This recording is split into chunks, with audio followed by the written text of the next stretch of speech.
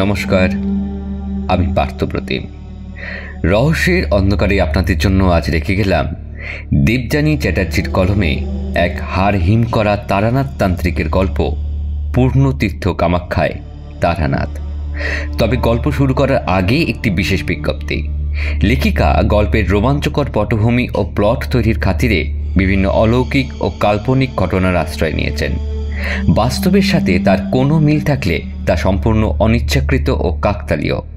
Team রহস্যের অন্ধকারের থেকে আপনাদের কাছে বিনীত অনুরোধ, নিছক গল্প শোনার আনন্দ নিয়েই আমাদের গল্পগুলি উপভোগ করবেন।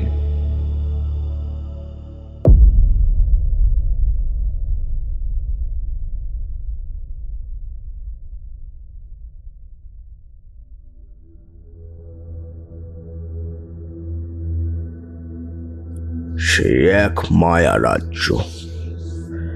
সেই মায়ার রাজ্যে গিয়ে পড়লে কোনো পুরুষের রক্ষে নেই। সেখানে কোনো পুরুষ নেই, কোনো নারী নেই, আছে শুধু মায়াবিনীরা। দিনের বেলা সেই গ্রাম বড়ই সুন্দর, সুন্দর বাড়ি ঘর, গৃহস্থ বধূরা ঘরে ঘরে কাজ করছে। কিন্তু রাত্রে সেখানে রক্তগঙ্গা বয়ে যায়। ডাকিনীরা পৈশাচিক লীলা খেলায় মেতে ওঠে। তারা পিশাচিনী, তাদের বুকের মধ্যে আছে আদিম প্রতিশোধ স্পৃহা। অনেক কাল আগে ছিল এক মাতৃতান্ত্রিক দেশ, কিন্তু বাইরের দেশ থেকে একদল হানাদার এই দেশ দখল করে নিল। তারা মেয়েদের উপর অত্যাচার শুরু করলো। ঘরে ঘরে হাহাকার পড়ে গেল। শিশুদের কান্নায় আর মেয়েদের চোখের জলে মাটি ভিজে গেল। তখন এক নারী, যে ছিল গ্রামের প্রধান, সে তাদের উপাস্য দেবীর সাধনায় বসল। তাদের উপাস্য দেবী ছিলেন মায়া দেবী। মায়া দেবীর কঠোর সাধনায় সে সিদ্ধি লাভ করে। তারপর শুরু হয়ে যায় তাদের প্রতিশোধের পালা। গ্রামের সব মেয়েদের সে মায়াতন্ত্রে দীক্ষা দেয়। এক ভয়ানক তন্ত্র। এই তন্ত্রে যাদের দীক্ষা হয় তারা অসীম ক্ষমতার অধিকারী হয়। মায়াবী রূপ ধরে তারা পুরুষদের বশ করে। যুগ যুগ ধরে তারা তাদের বুকে প্রতিশোধ স্পৃহা জাগিয়ে রেখেছে। পুরুষরা এখনো তাদের কাছে খেলার পুতুল। মায়াবিদ্যা প্রয়োগ করে তারা পুরুষদের রূপ বদলে দেয়। হ্যাঁ, এখনো সেই ভয়ঙ্কর রাজ্যে গেলে দেখা যায় দলে দলে ভেড়া ছাগল ঘুরে বেড়াচ্ছে। অসহায় তাদের দৃষ্টি। আসলে তারা কিন্তু ভেড়া বা ছাগল নয়। কারা তারা? মানুষ। হ্যাঁ হ্যাঁ, তারা মানুষ। মায়াবীরা তাদের বশ করে ভেড়া বানিয়ে দিয়েছে। একদিন তারা যে পুরুষের হাতে অত্যাচারিত হয়েছিল, সেই অত্যাচার তারা ভোলেনি। যুগ যুগ ধরে পুরুষের ওপর তারা প্রতিশোধ নিয়ে চলেছে। সেই হানাদারদের সব কটাকে তারা ভেড়া বানিয়ে রেখেছিল। তারপর তাদের মুন্ডু ছিঁড়ে রক্তের নদী বইয়ে সেই নদীতে স্নান করেছিল। ঠোঁটে জিভে রক্ত লাগিয়ে সেই রক্তের নোনতা স্বাদ উপভোগ করেছিল। এই মায়া রাজ্যে ঘরে ঘরে এখনো তন্ত্র সাধনা হয়। রাত্রিতে শোনা যায় মায়াবিদ্যার সাধনার মন্ত্র। হ্রিম ধ্রিম মায়াশ্চরায় নমঃ, কালিকা ওই নমঃ, ধূমাবতী ওই নমঃ, ছিন্নমস্তা ওই নমঃ, ওং হিম দ্রিম চামুণ্ডা ওই নমঃ, কালী পিশাচিনী ওই নমঃ। অমাবস্যার রাতে তাদের শক্তি বৃদ্ধি পায়। প্রতি অমাবস্যায় তারা ভেড়া ছাগল বলি দেয়। আসলে তারা মহাদেবের 64 যোগিনীকে তুষ্ট করে রাখে তাদের সাধনার দ্বারা। তাই তাদের দরকার হয় পুরুষ মানুষ। পুরুষ মানুষদেরই তারা মায়া বলে ভেড়া বানিয়ে বলি দেয়। আষাঢ় মাসে সতীমা যখন রজস্বলা হয়ে পড়েন, তখন এই মায়াবিনী নারীদের আরও শক্তি বৃদ্ধি ঘটে। এই সময় তারা পুরুষ মানুষদের ছলা কলায় ভোলায়। অচেনা অজানা পুরুষরা এই মায়াবিনীদের ফাঁদে পড়ে যায়। তাই তো সাবধান, ডাকিনীরা আজও আছে। কোনো শক্তি তাদের দমন করতে পারেনি। তারা আছে, তারা আছে। সেই পাহাড় ঘেরা এক দেশ, মায়া রাজ্য। দৈব কৃপা ছাড়া এদের হাত থেকে কেউ বাঁচে না। আমিও বাঁচতাম না যদি না।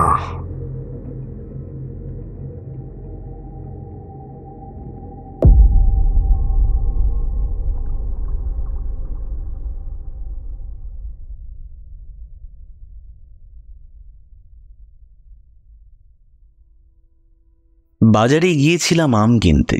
কাল নাকি অম্বুবাচী শুরু হচ্ছে, তাই স্ত্রীর ইচ্ছে তার এক বিধবা পিসিমাকে সে অম্বুবাচীতে আম দিয়ে আসবে। আষাঢ় মাসের অম্বুবাচীতে বিধবা মহিলারা 4টে দিন খুব নিষ্ঠার সাথে পালন করে ফল ফলাদি খেয়ে থাকে, এতটুকু জানতাম। বাজারে গিয়ে দেখলাম আম কাঁঠাল নানা ধরনের ফলের মেলা বসেছে। দরাদরি করে 2 কেজি আম কিনে ফেললাম। ভাবলাম পরের দিন রবিবার, স্ত্রীও আম দিতে যাবে পিসিমাকে, আর আমি চলে যাব মঠ লেনে তারানাথ তান্ত্রিক মানে ঠাকুরমশার বাড়ি। প্রায় ছুটির দিনে আমি আর আমার বন্ধু কিশোরী তার সঙ্গে দেখা করতে যাই গল্প শোনার লোভে। আশ্চর্য তার গল্পের ভাণ্ডার। গল্পগুলো বিশ্বাস করতে ইচ্ছে হয়, কিন্তু একটা কিন্তু ব্যাপার থেকে যায়। যাক সে কথা, একটা ভাবনা মাথায় খেলে গেল। এই অম্বুবাচী ব্যাপারটা আসলে কি? এর সঙ্গে গ্রহ নক্ষত্রের কি যোগ আছে সে সম্পর্কে ঠাকুরমশাই নিশ্চয়ই জানা আছে, তার থেকে জানা যাবে। আরও শুনেছি আসাম রাজ্যের কামরূপ প্রদেশে কামাখ্যা মন্দিরে এই অম্বুবাচী উপলক্ষে মহা উৎসব হয়, সে বিষয়েও জানা যাবে। আসলে একবার আমার স্ত্রীকে এই ব্যাপারে জিজ্ঞেস করেছিলাম, কিন্তু সে আমাকে বলে দিল এই বিষয়ে পুরুষ মানুষদের বেশি বাঁধা খামাতে নেই। ঠিক আছে, সে নাই বা বলল, আমার কি জানার জায়গার অভাব আছে নাকি? ঠাকুরমশাইদের বাড়ি নিয়ে যাব বলে আরও 1 কেজি আম কিনে ফেললাম। পরদিন সকাল থেকে টিপটিপ বৃষ্টি। স্ত্রীর কথা অনুযায়ী অম্বুবাচী লাগলে নাকি বৃষ্টি পড়াই রীতি। প্রকৃতি নাকি সব বিধি নিয়ম নির্দিষ্ট করে রেখেছেন। নিয়ম আবার কি? এখন আষাঢ় মাস, বৃষ্টি পড়বে এটাই স্বাভাবিক। আমাদের জীবনের সাধারণ নিয়মগুলোকেও পৌরাণিক ঘটনার সাথে যুক্ত করে দেওয়া হয়েছে। যাই হোক, স্ত্রী চলে গেল তার পিসিমার বাড়ি, আর আমিও রওনা দিলাম ঠাকুরমশার বাড়ি। কাছাকাছি এসে একটা দোকান থেকে 1 প্যাকেট পাসিং সো সিগারেট কিনতে যাচ্ছি, ঠিক এমন সময় দেখি আমার বন্ধু কিশোরীকে দেখে মনটা খুব খুশি হয়ে উঠল। আজকের আড্ডাটা ভালো জমবে তাহলে। বললাম, কি হে কিশোরী, তুমিও এসে জুটেছ? কি করে জানলে আমি আজ আসবো? আরে এতদিন ধরে এক জ্যোতিষীর সঙ্গ লাভ করছি, একটু আধটু হাত গুনতে শিখবো না তা কি করে হয় নাকি? এই কথা বলে কিশোরী হো হো করে হেসে উঠল। আমিও তার রসিকতাটা বুঝতে পেরে বললাম, তা যা বলেছ, ঠাকুরমশাই তো আমাদের ওই হাত গোনা তন্ত্রমন্ত্র শেখাতেই চান, কিন্তু আমরা অবিশ্বাসীর মতো ভাব করে থাকি বলে তিনি অসন্তুষ্ট হন। তাই তো তাকে সন্তুষ্ট করার মতো কিছু উপাদান নিয়ে যাচ্ছি। এই তো যেমন তেলে ভাজা আর তার পছন্দ মতো সিগারেট, যাতে বর্ষার দিনে সন্ধ্যের আড্ডাটা বেশ ভালো জমে আর কি। কথা বলতে বলতে পৌঁছে গেলাম ঠাকুরমশাইয়ের দরজার সামনে। দরজা ভেজানো ছিল, একটু ঠেলতেই খুলে গেল। দেখি ঠাকুরমশাই ছোট চৌকিটার উপরে বসে আছে, তার সামনে কি সব কাগজপত্র খোলা রয়েছে। ঠাকুরমশাই আমাদের দেখে খুশি হয়ে উঠে বললেন, আরে এসো এসো, তোমাদের কথাই ভাবছিলাম। আরে চারিমাকে ডাকুন, না হলে এই তেলে ভাজা ঠান্ডা হয়ে যাবে তো। চারিমায়ের হাতের চা আর মুড়ি তেলে ভাজা, ও হো হো হো হো, বর্ষার দিনে একদম ফাটাফাটি। ঠাকুরমশাই হাঁক পারলেন। মা, একবার এদিকে আয়, দেখ তোর কাকা বাবুরা কি বলছেন। চারি ভেতর থেকে বেরিয়ে এলো। কিশোরী তার হাতে তেলে ভাজার ঠোঙাটা দিতে সে হেসে বলল, কাকাবাবু, আপনি মনে হয় মনের কথা পড়তে পারেন। আমিও ভাবছিলাম এই বৃষ্টির দিনে সন্ধ্যাবেলায় একটু তেলে ভাজা হলে মন্দ হয় না। আপনারা বসুন, আমি চা মুড়ি নিয়ে আসছি। চারি চলে যেতে আমরা চৌকির ওপর জমিয়ে বসলাম। দেখলাম ঠাকুরমশাই সামনে একটা কাগজের দিকে মনোযোগ দিয়ে তাকিয়ে আছেন। কাগজে কারো একটা জন্ম ছক আঁকা রয়েছে। কিশোরী বলল, কি দেখছেন ঠাকুর মশাই? কোনো খদ্দের এসেছিল নাকি? ছক গণনা করতে দিয়ে গেছে মনে হয়। খদ্দের বলো না, আমার কাছে কেউ কি কিছু কিনতে আসে? বিপদে পড়লে আসে। তাই কিসের বিপদে পড়েছে ঠাকুরমশাই? মামলা না মোকদ্দমা নাকি অন্য কিছু? দেখো, কারো ছক সম্বন্ধে অন্য কাউকে বলতে নেই, এটা একটা নৈতিকতার বিষয়। তবে আমি ছকটা দেখে যা বোঝার বুঝে গেছি। তবে এখন অম্বুবাচী পড়ে গেছে, তো এখন আর কিছু করা যাবে না। অম্বুবাচীটা কাটুক, তারপরে যা করার করা যাবে। এইবার একটা সুযোগ পেয়ে গেলাম। জিজ্ঞেস করলাম, আচ্ছা অম্বুবাচীর ব্যাপারটা কি ঠাকুরমশাই? হ্যাঁ বলুন না একটু। সূর্য যখন মিথুন রাশির আদ্রা নক্ষত্রে প্রবেশ করে তখন অম্বুবাচী হয়। আদ্রা নক্ষত্রের চিহ্ন কি জানো তো? একটি চোখের একটি বিন্দু জল। এই সময় ধরিত্রী মা রজস্বলা হন আর পৃথিবীর মাটি উর্বর হয়ে ওঠে। এই সময় মুড়ি আর চা নিয়ে চারি প্রবেশ করলো। আমাদের আলোচনা থেমে গেল। কাকাবাবুরা, তাড়াতাড়ি খেয়ে নিন, না হলে চা ঠান্ডা হয়ে যাবে। আমি যাই, ওদিকে আবার দুধ বসিয়ে এসেছি। আমি তার হাতে আমের ঠোঙাটা ধরিয়ে দিয়ে বললাম, এই যে চারিমা, আম আছে, খেও কিন্তু। চারি একটু হেসে আমটা নিয়ে চলে গেল। আচ্ছা ঠাকুরমশাই, এই অম্বুবাচীর সময় নাকি কামাখ্যা মন্দির দর্শন করতে যায় অনেকে। ওখানে নাকি এই সময় উৎসব হয়, মেলা হয়, তাই নাকি? অম্বুবাচীর সময় 3 দিন মন্দির বন্ধ থাকে। 4 দিনের দিন পুজো আর উৎসব হয়। কেন মন্দির বন্ধ থাকে কেন? ওই যে বললাম, এই সময় ধরিত্রীমা রজস্বলা হন। কামাখ্যা মন্দিরের গল্পটা তোমরা জানো তো? না, ভালো করে জানি না, আপনি একটু বলুন না ঠাকুরমশাই। কামাখ্যার মন্দির হলো 51 সতীপীঠের একটি পীঠ। সতীর দেহত্যাগের পর শিব যখন তাণ্ডব নৃত্য করছেন সতীকে কাঁধে নিয়ে, বিষ্ণু দেখলেন যে এই তাণ্ডবের ফলে পৃথিবী ধ্বংস হয়ে যাবে। তাই তিনি সুদর্শন চক্র চালিয়ে সতীর দেহটা টুকরো টুকরো করে দিলেন। সতীর দেহের বিভিন্ন অংশ ছড়িয়ে পড়ল বিভিন্ন জায়গায়। সতীপীঠ গড়ে উঠল, আর কামাখ্যায় পড়েছিল মায়ের যোনিস্থান। তাই একে যোনিপীঠও বলা হয়। এই মন্দিরে কোনো দেবী মূর্তি নেই, আছে যোনি আকৃতির একটি পাথর। সৃষ্টির প্রতীক এই যোনি। পুরুষ ও প্রকৃতির মিলনে যে প্রাণের জন্ম হয় মাতৃগর্ভে, সেই মাতৃগর্ভ থেকে শিশু বেরিয়ে আসে এই যোনি স্থান দিয়েই। এই অম্বুবাচীর সময় সতীমা রজস্বলা হয়ে পড়েন, তাই এটা তার বিশ্রামের সময়। এই সময় কোনো শুভ কার্য নিষিদ্ধ। 4 দিনের দিন সব পরিষ্কার পরিচ্ছন্ন করে নতুন করে পুজো শুরু হয়। কামাখ্যা হলো সতীপীঠের এক গুরুত্বপূর্ণ স্থান।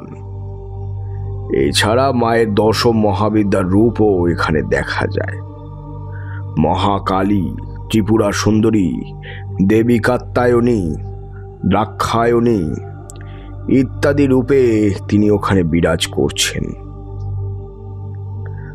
ত্রিপুরা সুন্দরী, কমলা, মাতঙ্গী ওখানে আলাদা আলাদা মন্দিরে পূজিতা হন। এছাড়া দেবীর 64 যোগিনীর আবাসস্থল এই কামাখ্যা, তন্ত্র মন্ত্রের পীঠস্থান। হ্যাঁ, আমিও শুনেছি কামাখ্যা নাকি তন্ত্রমন্ত্রের এক পীঠস্থান। সেখানে গেলে অনেকে আর ফিরতে পারে না, নাকি ডাকিনীদের পাল্লায় পড়ে। আচ্ছা ঠাকুরমশাই, কামাখ্যা যখন তন্ত্রমন্ত্রের এক পীঠস্থান, তা আপনি যাননি কখনো তাহলে কামাখ্যায়? আপনি হলেন গিয়ে বিখ্যাত এক তান্ত্রিক, তাহলে বিখ্যাত কিনা জানি না, তবে হ্যাঁ, তান্ত্রিকদের অন্যতম পীঠস্থান হলো কামাখ্যা। হ্যাঁ, আমি কামাখ্যা গিয়েছিলাম, বরং বলা ভালো যাবার চেষ্টা করেছিলাম।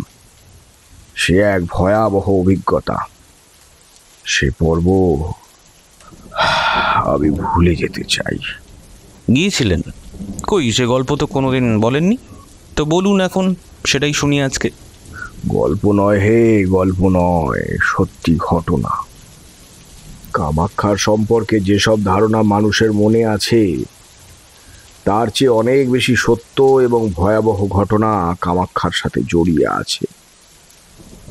তবে নিম্নবর্গের তন্ত্র সাধনার কালা জাদু শিখতেই সেখানে লোকজন বেশি যায়, কিন্তু আমি সেই জন্য সেখানে যাই। আমার তখন যুবক বয়স, কি করে তন্ত্র সাধনায় সিদ্ধি লাভ করব সেই উদ্দেশ্যেই এদিক ওদিক ঘুরে বেড়াতাম। কিছুটা সিদ্ধি লাভ করেছিলাম তখনই। সৎ উদ্দেশ্যে মানুষকে কবজ ও তাবিজ দিচ্ছিলাম। আস্তে আস্তে আমার নাম ছড়িয়ে পড়ছিল। সেই সময় কিছুদিন আমি বাড়িতেই ছিলাম, কিন্তু এমন কিছু ঘটনা ঘটতে শুরু করলো যে আমার কামাখ্যা যাবার ইচ্ছাটা তীব্র হয়ে উঠল। কি সেই ঘটনা? আমি আগেই বললাম যে জ্যোতিষী হিসাবে আমার নাম আস্তে আস্তে ছড়িয়ে পড়ছিল। সেই সময় এমন কয়েকজন মহিলা আমার কাছে আসতে শুরু করলো যাদের সন্তান হচ্ছে না, বা সন্তান গর্ভে এলেও তা নষ্ট হয়ে যাচ্ছে। মায়েদের কান্নাকাটি দেখে আমার খুবই কষ্ট হতো, কিন্তু সন্তান আসা বা না আসা তো কেবলমাত্র মহিলাদের একার উপরে নির্ভর করে না, তাদের স্বামীদের উপরেও নির্ভর করে। কিন্তু আমাদের সমাজে কেবলমাত্র মহিলাটিকেই বন্ধ্যা বলে দাগিয়ে দেওয়া হয়, কোনো পবিত্র অনুষ্ঠানে তাকে নেওয়া হয় না। এইসব মায়েদের চোখের জল দেখে আমার ভারী কষ্ট হতো। আমি ঠিক করলাম আমি এমন এক কবচ তৈরি করব যাতে মায়েদের চোখের জল মুছিয়ে দেওয়া যায়। আসলে তখন আমি যে কবচ তৈরি করতাম তা স্বামী এবং স্ত্রী দুজনকেই ধারণ করতে হতো, আর বেশিরভাগ ক্ষেত্রে স্বামীরা তা ধারণ করতো না বা আচার বিচার পালন করতো না। তাই আমি 100% সফল হতে পারতাম না সব ক্ষেত্রে। সেই সময় এক সাধুর থেকে আমি কামাখ্যার কথা শুনি। তোমাদের আগেই বলেছি, কামাখ্যা হলো আদি শক্তির প্রতীক। উর্বর জমি যেমন মানুষের জন্য ফসল ফলায়, তেমনি সেই জনিস্থান মানুষকে জন্ম দেয়। সন্তানহীন মায়েদের জন্য সাধনা করার জন্য আদর্শ স্থান হলো এই জনিপীঠ। সতীমা যখন রজস্বলা হন, সেই সময় ব্রহ্মপুত্র নদের জল লাল হয়ে যায়। সেই পবিত্র জলে এক টুকরো কাপড় ভিজিয়ে এনে এবং সতীমায়ের পুজোর ফুল এনে কবচ তৈরি করতে পারলে সন্তানহীন মায়েদের মুখে হাসি ফোটানো যাবে। কিন্তু সেই সাধু বারবার সাবধান করে দিল কামাখ্যা ভয়ঙ্কর ডাকিনী বিদ্যার জায়গা। সেখানে যাওয়া যায়, কিন্তু ফেরা সহজ নয়। তবে তিনি এও বললেন যে একবার কামাখ্যায় গিয়ে তন্ত্র সাধনায় সিদ্ধি লাভ করবে, তার মতো সিদ্ধ পুরুষের তুলনা আর কোথাও পাওয়া যাবে না। নিম্নবর্গের সাধনা থেকে উচ্চবর্গের তন্ত্রক্রিয়া সবই তার করায়ত্ত হবে। এ কথা শুনে আরো জিদ চেপে গেল। মনে মনে ভাবলাম, আমি তো একটা ভালো উদ্দেশ্য নিয়ে সেখানে যেতে চাইছি। এর সঙ্গে যদি তন্ত্র সাধনায় সিদ্ধি লাভ করতে পারি, তাহলে তো আরো ভালো। যাই হোক, তখনকার দিনে কামাখ্যায় একা যাওয়া যেত না। একদল তীর্থযাত্রীর দলে ভিড়ে গেলাম। সবাই চলেছে অম্বুবাচী উৎসব উপলক্ষে। অম্বুবাচীর সময় পৃথিবীর বুকে এক প্রাণের সঞ্চার হয়। তারপরের অমাবস্যা আসার আগে যে কৃষ্ণপক্ষ, সেই সময়টাই হলো তন্ত্র সাধনার প্রকৃষ্ট সময়। তীর্থযাত্রীর দলে অনেক সাধু ছিল। তার মধ্যে একজন বিশু বলে আমার সঙ্গে গায়ে পড়ে আলাপ করে নিল। আমি না চাইলেও সে আমাকে নানান রকম তন্ত্রক্রিয়ার কথা জানতে চাইতো। আমি ততদিনে মাতু পাগলির সংস্পর্শে এসে গেছি। তন্ত্রক্রিয়ার অনেক কিছুই আমার আয়ত্তে এসেছে, কিন্তু আমি তাকে কিছু বলতে চাইতাম না। একদিন আমার শরীরটা একটু খারাপ ছিল। ভোরবেলা ঘুম ভাঙতে একটু দেরি হয়ে গেল। বিশু বলল দলের লোকজন রওনা হয়ে গেছে, তবে একটু দ্রুত পদে গেলে তাদের ধরা যাবে। আমার মনে মনে রাগ হলেও তা প্রকাশ করলাম না।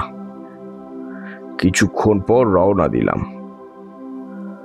তখনকার দিনে রাস্তাঘাট তেমন ভালো ছিল না, বলা যায় রাস্তাই ছিল না। দুর্গম বন জঙ্গলের মধ্যে দিয়ে যেতে হতো। কিছুটা যাওয়ার পর পাহাড়ি পথ শুরু হলো। পথ নির্জন, কোনো লোকজন নেই। মাঝে মাঝে লাল শালুর তৈরি পতাকা মাটিতে পোতা। সেগুলো দেখে ভাবলাম ঠিক পথেই যাচ্ছি।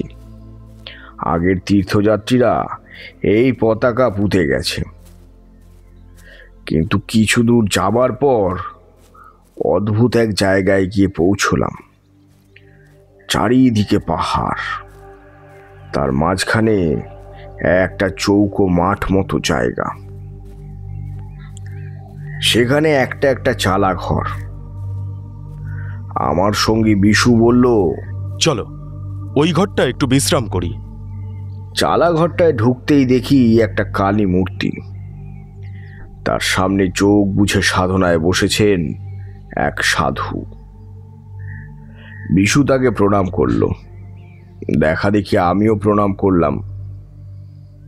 সাধু চোখ খুলে আমার দিকে তাকালো। সে কি অন্তর্ভেদী দৃষ্টি! আমি যে শ্মশানে সব সাধনা পর্যন্ত করেছি, সেই আমারও বুকের ভিতরটা যেন কেঁপে উঠল। সাধুর পরনে একটা কৌপিন ছাড়া আর কিছু নেই। চোখ দুটো রক্তবর্ণ। হাতের ইশারায় আমাদের বসতে বলল। বিশু আমাকে নিয়ে একধারে বসল। কিছুক্ষণ পর কিছু ফল প্রসাদ আমাদের দেওয়া হলো। সাধু চোখ বুজে সাধনা করেই চলেছে। আমার ভালো লাগছিল না। বিশুকে চুপিসারি সে কথা বলতে সে বলল, এই বেলা আমরা এখানেই বিশ্রাম করব। বিশু উঠে রান্নার জোগাড়ে চলে গেল। আমিও উঠে গিয়ে জায়গাটা দেখতে লাগলাম। জায়গাটা পাহাড়ের ওপরে একটা সমতল স্থান। একদিকে জঙ্গল, একদিকে খাদ, আর একদিকে খাড়া পাহাড়। এই নির্জন জায়গা সাধনার উপযুক্তই বটে, কিন্তু আমার মনে নানা দুশ্চিন্তা হচ্ছিল। বিশুর আচার আচরণ কেমন সন্দেহজনক। ও হঠাৎ আমাকে এখানে নিয়ে এলোই কেন? সাধু বাবাকেও চেনে মনে হচ্ছে। আমরা ঠিক পথে যাচ্ছি তো, নাকি পথভ্রষ্ট হয়েছি? দুপুরে খাওয়ার পর সঙ্গীকে তাড়া লাগালাম। এই নির্জন স্থানে রাত হয়ে গেলে চলা মুশকিল হবে। কিন্তু সাধু বাবা জলদ গম্ভীর স্বরে বলে উঠল, আজ তোমাদের যাওয়া হবে না। আমি অনুমতি না দিলে এখান থেকে যেতে পারবে না। আমি কালী সাধক। আজ রাত্রে কালী পূজা হবে আর বিশেষ যাগযজ্ঞও হবে। সর্বনাশ! এখানে আমাকে আটকে রাখতে চায় নাকি? মনে পড়ে গেল সেই সাধুর কথা। কামাখ্যায় যাবার পথেই অনেক বাধা। সেই বাধা অতিক্রম করে খুব কমজনই সেখানে পৌঁছতে পারে। এখানে এই কাপালিকের দৃষ্টিটা আমার প্রথম থেকেই ভালো লাগেনি। কাপালি কি একে বলবো? মনে হয় এই গুপ্ত স্থানে বসে এ কোনো গুপ্ত অপবিদ্যার সাধনা করছে। কি মতলবের? আমি চেঁচিয়ে উঠলাম, কোন সাহসে আমাকে এখানে আটকে রাখবে তুমি? কে তুমি? কি মতলব তোমার? আমার মতলব কি একটু পরেই জানতে পারবি। রাত হোক। তোর মতো একজনের প্রতীক্ষায় ছিলাম আমি এতদিন। তুই তো তন্ত্র সাধনায় কিছুটা সিদ্ধি লাভ করেছিস। তোর মতো একজনকে পেলে আমি সব সাধনায় সিদ্ধি লাভ করতে পারবো। আমি পিশাচ সিদ্ধ হয়ে যাব। সব পিশাচরা আমার বশে থাকবে। পরম শক্তিধর হব আমি। এই বলে সে হা হা করে অট্টহাসি হেসে উঠল। কি বিপদে পড়লাম! এ তো আমাকেই সব বানিয়ে সব সাধনা করতে চাইছে। আজ অমাবস্যা। আজ রাতেই বলি দেব তোকে। বলি দিয়ে আমার ওই মাকে সন্তুষ্ট করব আমি নররক্তে। বহুদিনের প্রতীক্ষার পর মা আমার নররক্তে সন্তুষ্ট হবে আর আমি সাধনায় সিদ্ধি লাভ করব। আমি তীব্র দৃষ্টিতে তার দিকে তাকালাম, কিন্তু কোনো কাজ হলো না। সে বলল, আমি জানি তোর মতো মানুষ কামাখ্যা গিয়ে সাধনা করলে সর্বশক্তিমান হয়ে যায়। তাই তোকে কামাখ্যা আমি যেতে দেব না। আমার সাধনার পথে তোকে বাধা হতে দেব না। আজ রাতেই তোকে বলি দেব। আমার মাথায় তখন রক্ত উঠে গেছে।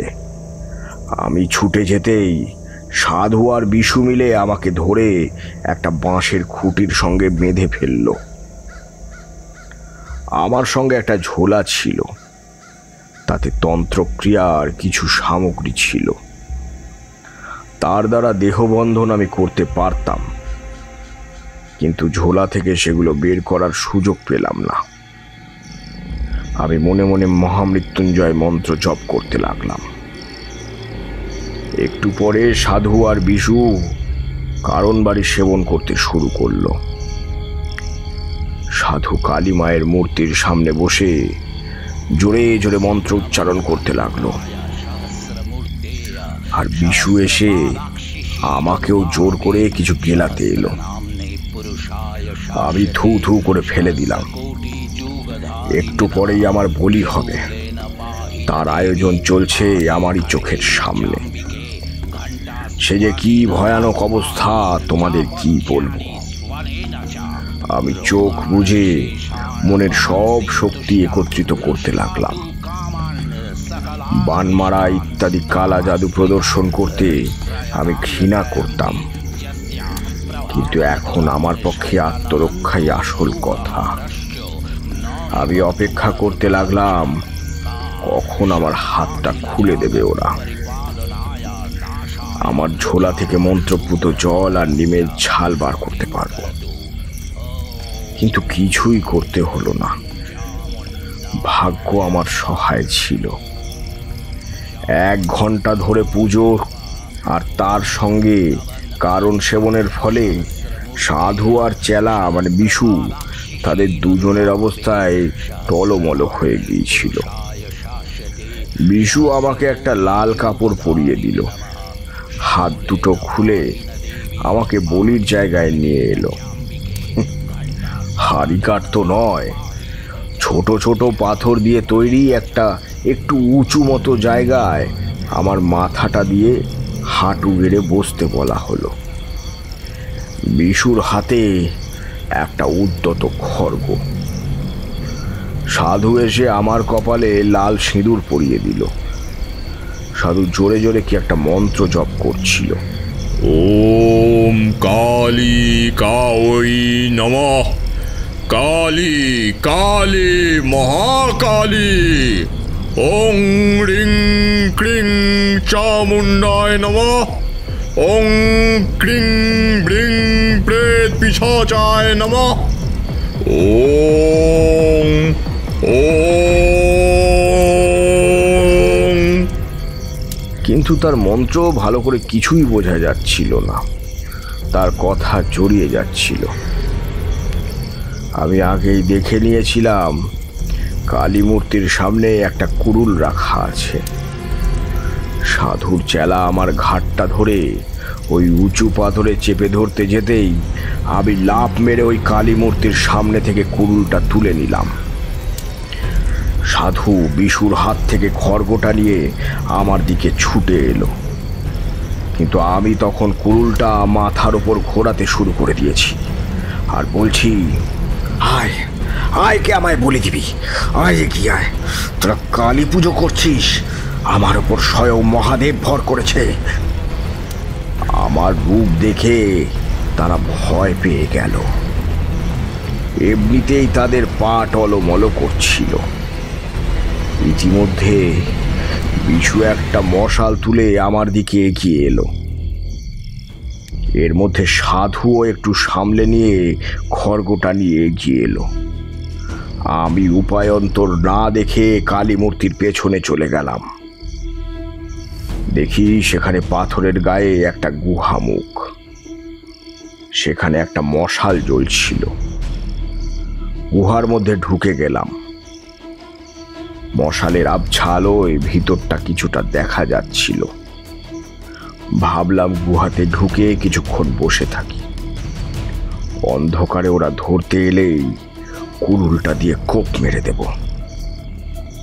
কিন্তু কিছুটা এগোতেই দেখলাম এক বিষধর গোখরো সাপ উদ্যত ফণা তুলে রয়েছে। আমি স্থাণুর মতো দাঁড়িয়ে গেলাম। আমি তার এক হাতের মধ্যে দাঁড়িয়ে আছি। একটু নড়াচড়া হলেই এক ছোবলে শেষ। ওরাও এসে গুহার মুখে দাঁড়িয়েছে, ছায়া দেখে বুঝতে পারলাম। পায়ে পায়ে যে পিছিয়ে যাব তার উপায় নেই।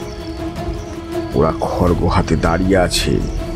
এদিকে নাগ দেবতার সামনে উদ্যত ফণা লক লক করছে তার বিষধর জিহবা। আমার অবস্থাটা বুঝতে পারছো তোমরা? চুপচাপ দাঁড়িয়ে নাগমন্ত্র জপ করে চলেছি, আর সেও যেন স্থির দৃষ্টিতে আমার দিকে তাকিয়ে আছে।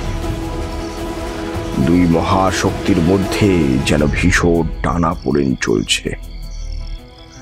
বিশু আর সাধু কিন্তু জানতো যে গুহাতে সাপ আছে, তাই ওরা ভেতরে ঢুকছিল না। বেশ অনেকক্ষণ পর আমারই জয় হলো। নাগ দেবতা ফোনা নামিয়ে সুরসুর করে পিছনের দিকে অন্ধকারে চলে গেল। আমি এবার একটু সামনের দিকে এগিয়ে আসতেই সঙ্গে সঙ্গে ওরা ঢুকে এলো ভিতরে। খড়গ দিয়ে আমাকে এক কোপ দিতে যেতেই আমি কুড়ুল দিয়ে সাধুর হাতে এক ঘা বসিয়ে দিলাম, আর সে পেছন দিকে পড়ে যেতেই এক বীভৎস চিৎকার। সাপ তাকে ছোবল দিয়েছে। এই চিৎকার শুনে তার চেলা পড়ি কি মরি করে বাইরের দিকে ছুট দিল। আমিও বাইরে বেরিয়ে এলাম। ছুটে গিয়ে তাকে ধরে বললাম, অনেক হয়েছে, এবার থাম। নড়াচড়া করবি তো এক কুড়ুলের কোপ দিয়ে শেষ করে দেব। সে তখন আমার রূপ দেখে থরথর করে কাঁপছে। সে আমার পা জড়িয়ে ধরে বলল, বুঝেছি বাবা, তুমি অনেক বড় সাধু, কোনো সাধারণ লোক নও। আমাকে ক্ষমা করে দাও। তুমি তুমি যা বলবে আমি তাই করব। তখন রাত কত জানি না, অমাবস্যার রাত, ঘুটঘুটে অন্ধকার চারিদিকে। কালী মূর্তির সামনে একটা প্রদীপ জ্বলছিল। বিশুকে উঠে বসতে বললাম। খুবই ক্লান্ত লাগছিল। নিস্তব্ধ রাত্রিতে মাঝে মাঝে রাতচরা পাখির আওয়াজ পাওয়া যাচ্ছিল। শিয়ালের ডাকও শোনা যাচ্ছিল পাশের জঙ্গল থেকে। বিশুকে বললাম কাঠ কুটো জোগাড় করে একটু আগুন জ্বালিয়ে দিতে। সে আগুন জ্বালিয়ে দিল। তারপরে আমার পা ধুইয়ে দিয়ে সেই জল মুখে দিয়ে বলল, তোমার সঙ্গে নাও বাবা, না বুঝে অনেক অনাচার করেছি। আমাকে ওই সাধু বলেছিল সে সাধনায় সিদ্ধি লাভ করলে তার কিছু ক্রিয়া আমাকে শিখিয়ে দেবে, তাই ওর সাথে থাকতাম আমি। এখন তুমি আমাকে এই নির্জন জায়গায় ফেলে যেও না। সে হবে কোন? আমি বললাম, এখন আগে সকাল হোক। খিদে পেয়েছিল খুব, কিন্তু খাওয়ার ইচ্ছে ছিল না। একটা মাটির কুজোয় খাওয়ার জল ছিল, খেয়ে শুয়ে পড়লাম।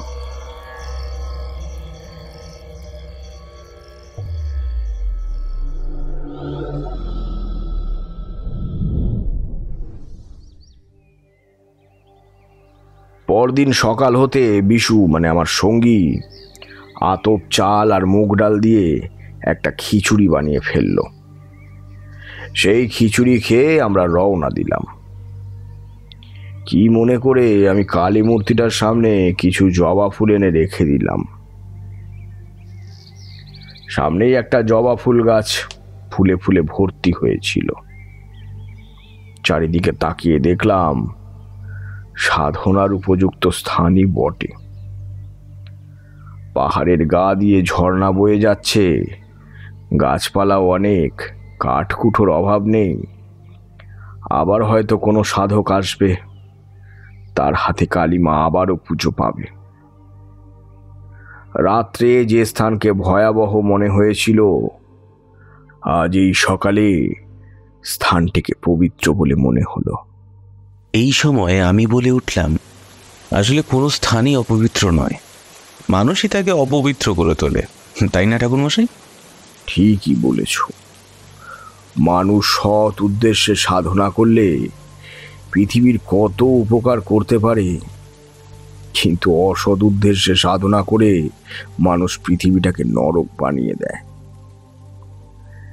যাই হোক, সব গুছিয়ে রওনা দিচ্ছি এমন সময় বিশু বলল, ঠাকুরমশাই, এই রাস্তা দিয়ে গেলে সেই নিচে গ্রামের রাস্তা দিয়ে অনেকটা পথ ঘুরে যেতে হবে। তার চেয়ে চলুন, ওই গুহার মধ্যে দিয়ে বাইরে যাবার একটা পথ আছে, সেটা দিয়ে গেলে রাস্তা অনেক কম হবে কিন্তু। এই বলে সে থেমে গেল। আমি বললাম, কি কিন্তু?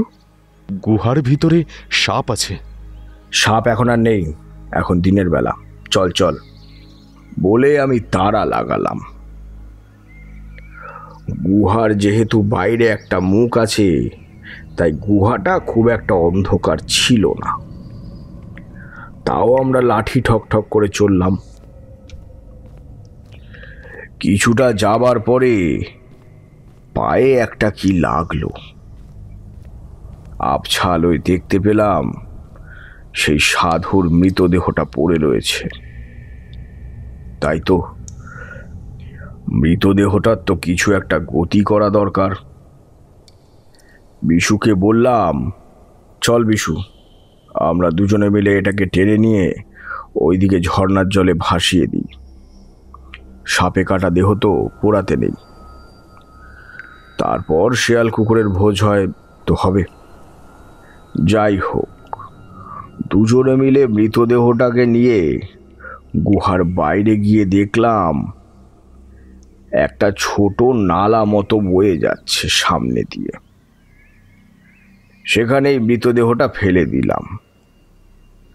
মনে মনে ভাবলাম, নিয়তিকে কেউ এড়াতে পারে না।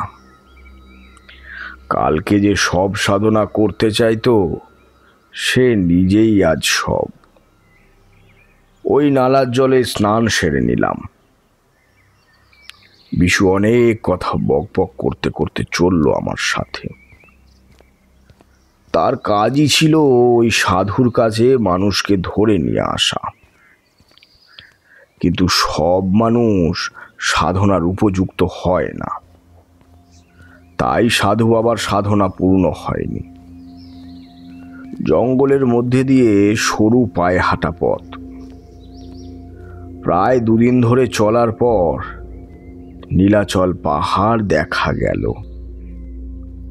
সেখানেই কামাখ্যা দেবীর মন্দির। শোনা যায় দেবীর জনিস্থান যখন এখানে পড়েছিল তখন এখানে ছিল জঙ্গল।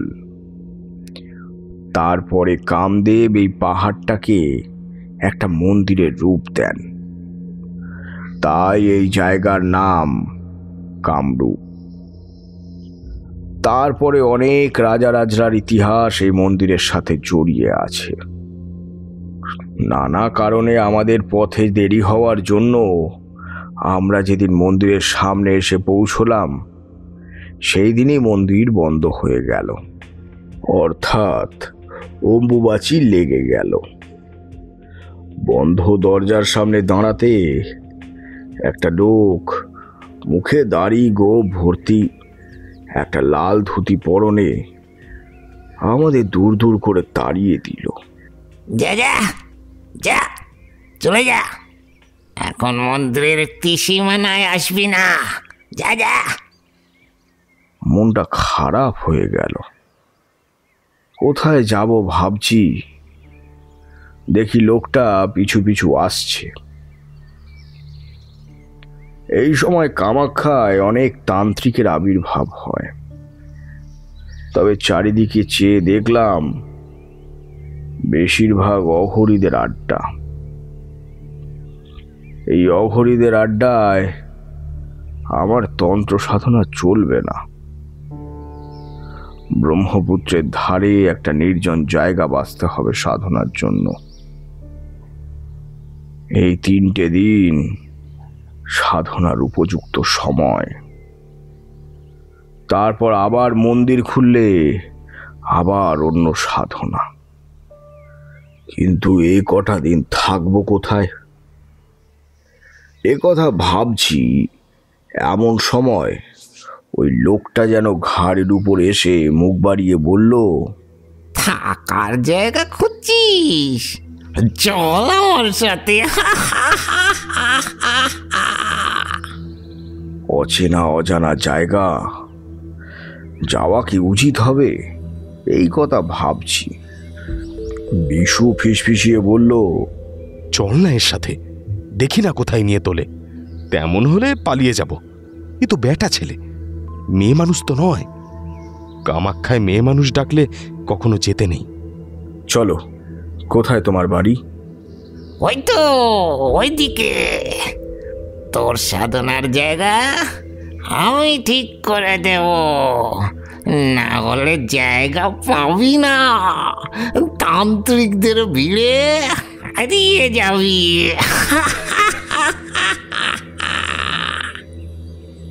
আমরা চললাম তার সাথে। তখনও তো বুঝিনি এক অঘরীর পাল্লাতেই পড়েছি আমরা। তার বাড়িতে গিয়ে উঠলাম। কিছু মূল্য তার হাতে ধরে দিতে সে রাতের খাবারের ব্যবস্থা করে দিল। একটা ঘরে একটা চৌকি ছিল, চৌকির ওপরে আমি শুলাম। বিশু শুলো মেঝেতে বিছানা করে। খুব ক্লান্ত ছিলাম, শুয়ে পড়লাম। ঠিক করলাম রাত্রি দ্বিপ্রহরের পর সাধনার জায়গায় যাব। ঘুমিয়ে পড়েছিলাম, কিন্তু হঠাৎ একটা কিসের শব্দে ঘুমটা ভেঙে গেল। দেখি এক অপূর্ব সুন্দর নারী মূর্তি আমার সামনে দাঁড়িয়ে আছে। সারা গায়ে আভূষণ, একটা সূক্ষ্ম বস্ত্র সারা গায়ে জড়িয়ে রয়েছে। পায়ের নুপুরের ঝমঝম শব্দ তুলে সে আমার দিকে এগিয়ে এলো। আমি উঠে বসলাম। কে এই মোহময়ী নারী? দু চোখে তীব্র আদিম আহ্বান। এক মুহূর্তের জন্য আমি যেন অবশ হয়ে গেলাম। সে আমার সামনে এসে বসল, আমার বুকে হাত দিল, আমাকে আহ্বান জানালো, এসো এসো আমার কাছে। কিন্তু আমি ছিটকে সরে গেলাম। কে? না না, এ নারী মায়াবী। আমি এখানে সাধনা করতে এসেছি। এ আমাকে সাধনার পথ থেকে সরিয়ে দিতে এসেছে। এই সময় স্ত্রী সংসর্গ করার মানেই মৃত্যুর শামিল। আমি চিৎকার করে বলে উঠলাম, চলে যাও, চলে যাও আমার সাধন পথের যাত্রী। এ সময় স্ত্রী সংসর্গ পাপ। সে নারী ঝটকা দিয়ে দাঁড়িয়ে পড়ল। তার সারা শরীরে তার অলংকার যেন ঝমঝমিয়ে উঠল। তীব্র স্বরে সে বলে উঠল, কি? তোর এত বড় সাহস, তুই আমাকে ফিরিয়ে দিচ্ছিস? আমি দেবী 64 যোগিনীর এক যোগিনী। তোকে দেখে কামপীড়িত হয়ে তোর কাছে এসেছিলাম, আর তুই আমাকে ফিরিয়ে দিচ্ছিস? জানিস এর ফলাফল কি হবে? আমাকে তুমি ক্ষমা করো, আমি পারবো না, আমাকে ছেড়ে দাও। সেই নারী হিসিয়ে বলে উঠল, ছেড়ে দেব না। আমি যাকে আহ্বান করি তাকে আমার কাছে আসতেই হয়। আমায় তৃপ্ত না করা পর্যন্ত তোর মুক্তি নেই, মুক্তি নেই। সে আমার দিকে আবার এগিয়ে এলো, আমার হাত দুটো ধরে তার দিকে আকর্ষণ করলো। আমি তাকে এক ধাক্কা দিয়ে খাট থেকে লাফিয়ে নামলাম। সে তীব্র স্বরে চিৎকার করে উঠল, আমাকে ধাক্কা দিলি? এত সাহস? আর তোর রক্ষা নেই, দেখ আমার আসল রূপ। এই বলে সে সারা শরীরে একটা ঝাঁকানি দিয়ে উঠল, সঙ্গে একটা বিভৎস চিৎকার। দেখলাম কালো প্রায় উলঙ্গ নারী মূর্তি, মুখের দুপাশে সদন্ত, কোমরে আর বুকে কিসের যেন কাঁচা চামড়া ঝোলানো। সেখান থেকে টপ টপ করে রক্ত ঝরছে। কি সব পশু পাখির হাড় দিয়ে তৈরি মালা তার গলায়। মাথার চুল পিঠময় ছড়িয়ে রয়েছে। তার হাতে কিসের একটা হাড়। সেটা আমার দিকে ছুঁড়ে মারল আর তীক্ষ্ণ স্বরে চিৎকার করে বলল, আমি আজ তোর রক্ত দর্শন করব, তোর গলা ছিঁড়ে রক্ত খাবো। আমাকে ফিরিয়ে দিয়ে আজ পর্যন্ত কেউ রক্ষা পায়নি। ততক্ষণে আমি দেহবন্ধনের মন্ত্র বলতে শুরু করেছি। আমার কোমরে একটা লোহার শলাকা ছিল, সেটা দিয়ে তাড়াতাড়ি আমি আমার চারপাশের দাগ কেটে দিলাম। তারপরে দরজা খুলে লাফিয়ে বাইরে এলাম। পিছনে শুনতে পেলাম সেই পিশাচির চিৎকার।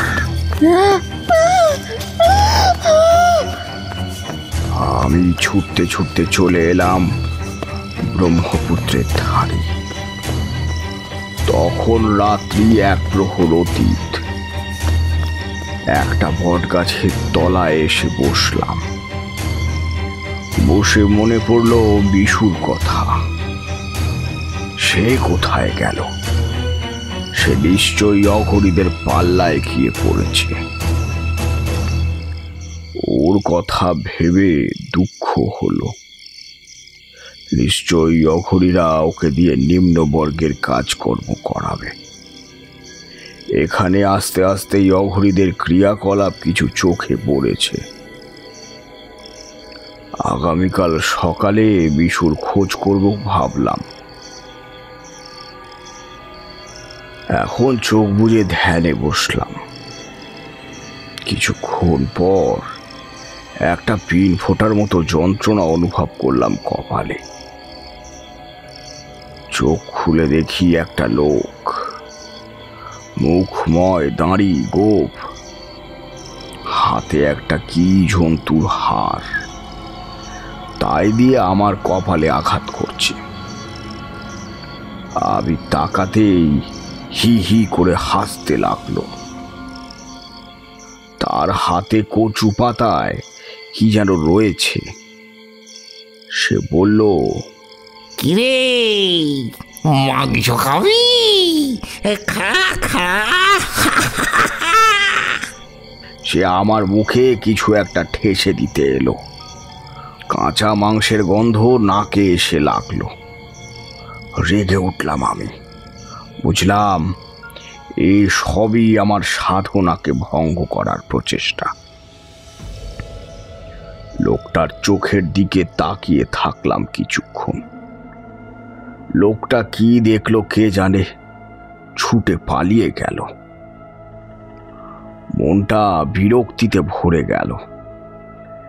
এই সব উৎপাত সহ্য করতেই হবে। 3 প্রহর রাত কেটে গিয়েছে। আস্তে আস্তে ভোর হয়ে গেল। চোখ পড়ল ব্রহ্মপুত্র নদের দিকে। উদিত সূর্যের আলোয় দেখলাম নদের জলের রং লাল। মায়ের জড়ি নিঃসৃত রক্ত ব্রহ্মপুত্রের জলের সাথে মিশেছে। প্রকৃতির কি আশ্চর্য লীলা!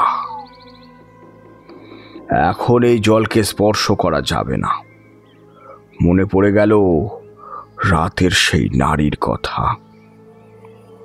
আমি যে দাগ কেটে দিয়ে এসেছিলাম তার ক্রিয়া 24 ঘন্টা পর শেষ হয়ে যাবে।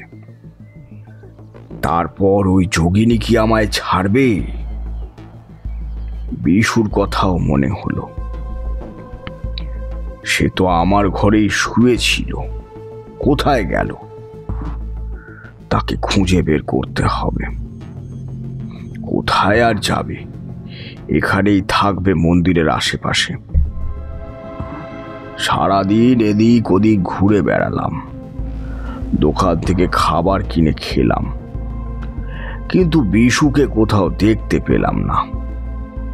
বেচারি নিশ্চয়ই কোনো ডাকিনীর পাল্লায় পড়েছে। এরা অনেক মায়া জানে। দেখতে দেখতে আবার রাত হয়ে এলো। দিন থাকতে থাকতেই একটা জায়গা খুঁজে রেখেছিলাম। ঠিক করেছিলাম যে বাড়িতে যোগিনীর পাল্লায় পড়েছিলাম তার থেকে বিপরীত দিকে কোনো নির্জন স্থানে যাব।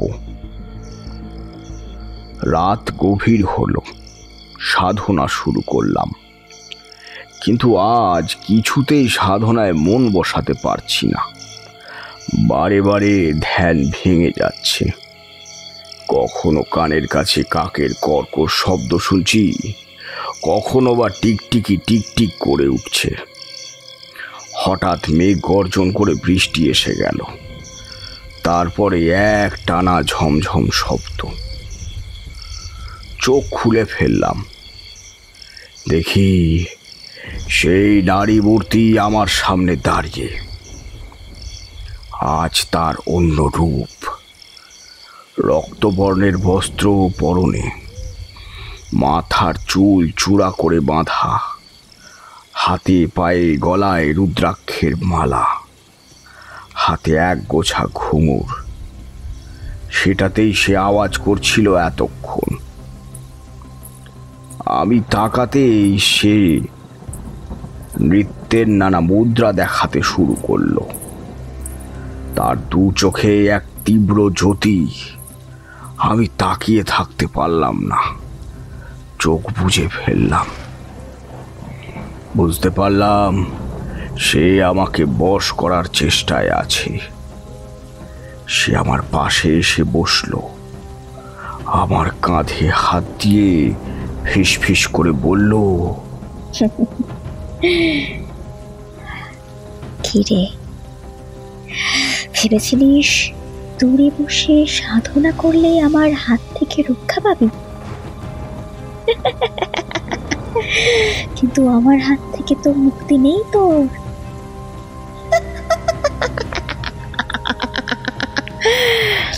আয় আয় আয়। আমি এক ঝটকায় তার হাতটা আমার কাঁধ থেকে ফেলে দিতে চাইলাম, কিন্তু আমার শরীরে যেন একটা বিদ্যুতের শিহরণ বয়ে গেল। সেই নারী যেন কি এক আকর্ষণে টেনে রেখেছে আমাকে। নিজেকে মুক্ত করতে চাইছি কিন্তু পারছি না। সে যেন কি এক ভীষণ শক্তিতে তার নিজের দিকে আমাকে টানছে। আয় আয়, চলে আয় আমার কাছে, না হলে তোর মুক্তি নেই। আমার হাত থেকে তুই রেহাই পাবি না। আমি কাম পেশাছি, আমার কাম বড়ই তীব্র, এই বুক ভর্তি বড় তৃষ্ণা। এই বলে সে বুকের কাপড় সরাতে যাচ্ছে। তখনই আমি আমার ঝোলা থেকে কালো বিড়ালের হাড় আর শকুনের বিষটার ভস্য ছিল তা বার করে ছড়িয়ে দিলাম। সামনে একটা কালো মেঘ তৈরি হলো। সেই নারী মূর্তি ঢাকা পড়ে গেল আর আমি ছুট লাগালাম। জানতাম এই মেঘ বেশিক্ষণ স্থায়ী হবে না, তার আগেই আমাকে পালাতে হবে। পিছনে তার চিৎকার শুনতে পাচ্ছিলাম। কোথায় পালাবি? পারবি না পালাতে। আমি আসছি, আমি আসছি। পিছন ফিরে দেখলাম একটা কালো ছায়া যেন আমার পিছনে ছুটে আসছে, খুব দ্রুত গতিতে আসছে। ছায়াটা আমার কাছাকাছি এসে গেল। ছুটতে ছুটতে আমি তখন হাঁপিয়ে গেছি। কোথায় যাব? সেই ছায়াটা আস্তে আস্তে হালকা হয়ে আসছে। এক পিশাচির রূপ বেরিয়ে পড়ল। মুখ দিয়ে একটা ধোঁয়া বেরোচ্ছে, একটা অদ্ভুত জান্তব আওয়াজ তার মুখে। আর বুঝি রক্ষে নেই। আমি কোনো উপায় না দেখে ব্রহ্মপুত্রের জলে নেমে গেলাম।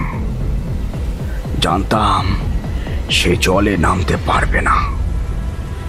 সে যেন কেমন ছটপট করে উঠল, মুখ দিয়ে হিসিস করে সাপের মতো আওয়াজ বেরোচ্ছে।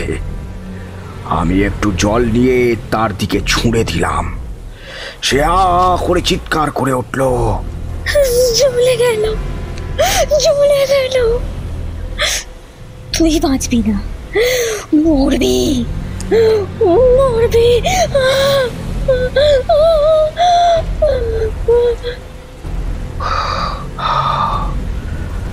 তখনকার মতো বাঁচলাম, কিন্তু আমার মনটা খারাপ হয়ে গেল। এ কি করলাম? এই সময়ে ব্রহ্মপুত্রের জল স্পর্শ করে ফেললাম। আমি পাপ করে ফেলেছি। কি করে পাপ মুক্ত হব? মনে পড়ে গেল ঝোলার মধ্যে পবিত্র গঙ্গার জল রয়েছে। সেই জল নিয়ে গায়ে মাথায় ছিটিয়ে দিলাম, কিন্তু কিছুতেই সুস্থ হতে পারছিলাম না। কোথায় যাব, কি করব ভেবে পাচ্ছিলাম না। হঠাৎ কানের কাছে কে যেন বলে উঠল, পালা পালা এখান থেকে, না হলে মরবি।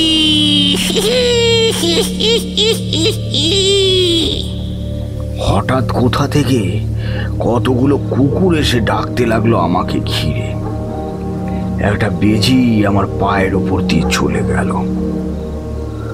মনে হলো যেন একটা শ্মশানে দাঁড়িয়ে আছি আমি, আর কতগুলো লোক এসে আমাকে ঘিরে ধরল।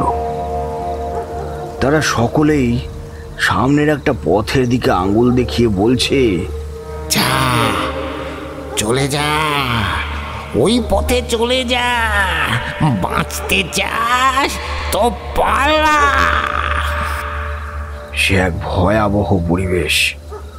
হঠাৎ একটা কালো কুচকুচে বিড়াল আমার সামনে এসে লাফিয়ে পড়ল। সেটা চোখ দুটো জল করছে। বিড়ালটা সামনের রাস্তার দিকে ছুটতে শুরু করলো। তার ওই চোখ দুটো এতই জল করছে যে সেই আলোতে রাস্তাটা দেখা যাচ্ছে। আমি মন্ত্রমুগ্ধের মতো বিড়ালটাকে অনুসরণ করতে লাগলাম। তারপরে আর কিছু মনে নেই। সকালে চোখে আলো এসে লাগতে দেখলাম একটা মাঠের মধ্যে একটা চালা ঘরে শুয়ে আছি।